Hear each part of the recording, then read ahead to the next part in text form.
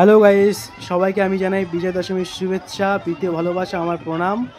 আর আজকের ভিডিওটা হলো বেলডাঙ্গা সব থেকে নামকরা হাজরাবাড়ির মায়ের প্রতিমা আজকে বিসর্জন হচ্ছে, যার ভিডিওটা তুলে ধরলাম।